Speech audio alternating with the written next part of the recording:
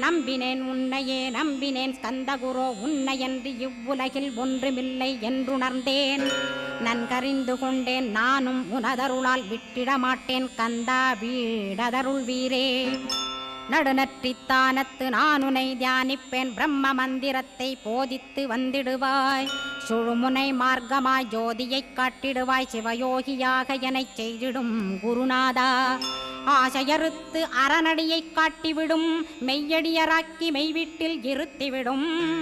கொங்கு நாட்டிலே கோயில் கொண்ட ஸ்கந்தகுரோ கொல்லிமலை மேலே குமரகுருவானவனே. கஞ்சமலை சித்தர் போற்றும் ஸ்கந்தகிரி குருநாதா கருவூரார் போற்றும் காங்கேயா ஸ்கந்தகுரோ.